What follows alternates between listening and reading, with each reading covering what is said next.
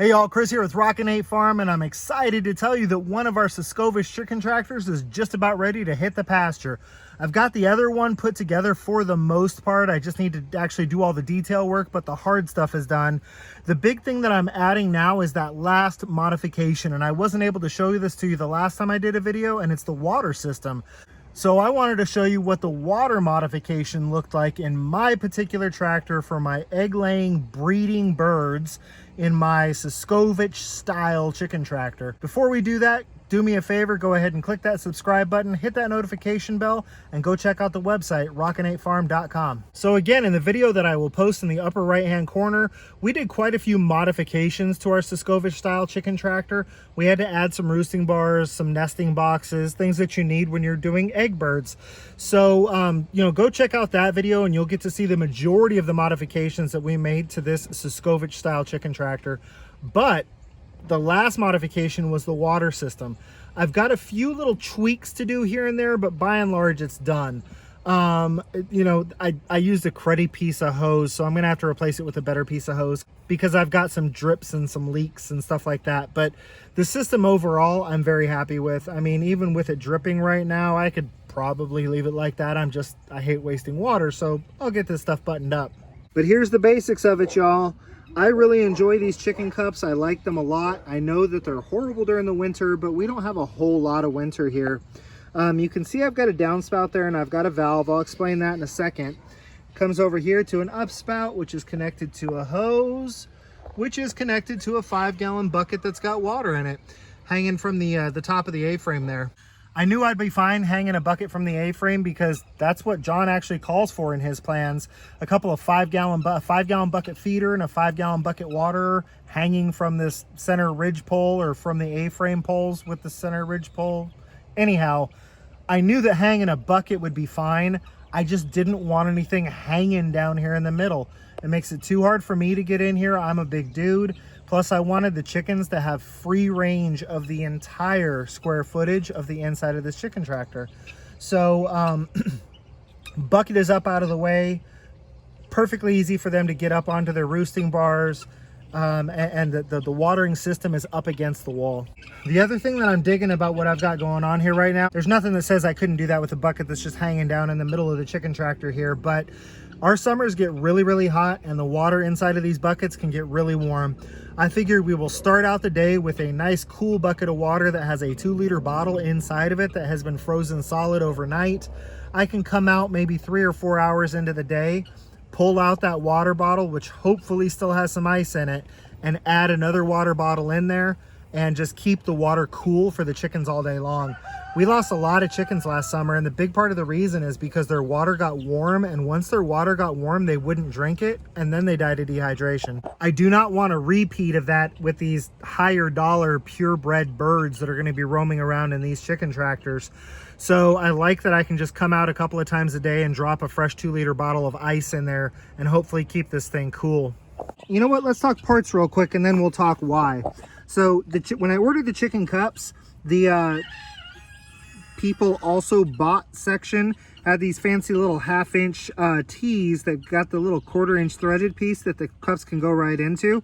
I thought, you know what, why the heck not? Because I was going to get a piece of like 1-inch PVC and drill holes. I thought, that this glue joint right here is more of a watertight fitting than anything I'm going to drill in PVC. I've got a 1/2-inch valve, a 1/2-inch elbow here. This is all just 1/2-inch tubing up to a 1/2-inch hose end. So it glues on the bottom end and then a hose threads in the top. On the bucket itself, there's a 1/2-inch bulkhead. Threaded into that is another 1/2-inch thread on both sides, male and female hose attachment piece. I had the majority of these PVC parts laying around anyhow. I try to keep a lot of PVC laying around the farm because it just comes in handy for so many things and because you end up having to do so many repairs. I had to buy the bulkheads, but the bulkheads were really affordable. I got them off of Amazon. So drill a hole in the bucket, throw that bulkhead in there, then you've got a watertight seal on the bucket itself. The hose is junk. I just cut it off of a piece of old garden hose, but I'm gonna get some thicker hose on there that is less likely to drip and leak.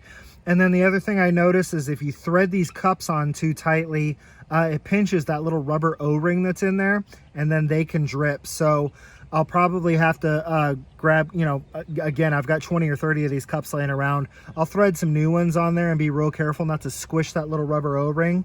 And then all of my drips are going to be taken care of. Like I was talking about with the ice, you know, I can fill this thing up with ice. Now, the one thing is, if it's a really hot day out, I just cooled off the water in the bucket. It's ice cold, but the water in the hose and the water in the pipe is still going to be hot or warm, and they might not want to drink it. And that's the reason that I put in the valve, because I can come up here and I can drain this just until I feel cool water coming out again, and then close it back up. And now the chickens have fresh, cool, even borderline cold water. During the hottest part of our summer, I might have to do this several times a day, but you know, for the health and safety of my animals, I'm perfectly okay with that.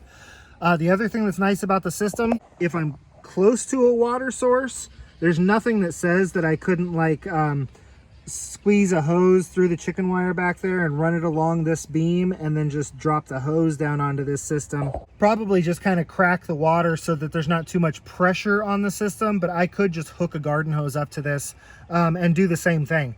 You know, I could come out and turn the valve and let the water run through the hose until it's cool again, and then cut the valve, and now the chickens have access to cool water.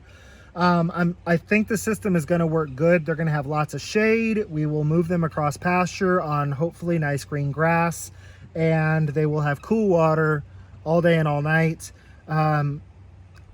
I think the system was a nice addition. I'm going to go ahead and stand back so you can see how clear the middle and the floor section of this coop is. So this is me standing outside the door, and like I said, y'all check that out. I mean, you can see the roosting bars are below the bucket level. The bucket level is high enough that chickens aren't going to be jumping up into that to do any business in there. Nesting boxes on the side, feeders on the side, water system on the side, but the middle of this thing is just completely open for lots of moving around. When I pick the tractor up and move it, I don't have to worry about smacking anybody with water buckets or feed buckets. All in all, y'all, unbelievably happy with how the tractor turned out. Now I've just got to get the other one put together, and in a week or two, we'll be getting these little guys out on pasture. So really excited about the whole thing. Like I said, I just wanted to kind of show you the water system because I felt like it was unique. I've looked around on YouTube. I've looked at modifications to Suscovich style chicken tractors, and what I've got going on here isn't really anything that I've seen yet. I've seen some cool stuff, but I haven't necessarily seen this stuff or this combination of stuff. So that's going to be it for me, y'all. I hope y'all enjoy the tractor. Obviously, you have this video. You've got the other video of my other modifications. There's a million videos out there about how to assemble one of these Suscovich style tractors. If you're going to, I would recommend you go ahead and get John's book, just because it has all the dimensions and measurements in it. Although I did find a couple of places where the math didn't quite work out. I made some notes in my book, and I should have mentioned those to you. All in all, though, super happy and really looking forward to using these. So I hope y'all enjoyed the video, and until I see y'all again, be happy and live healthy.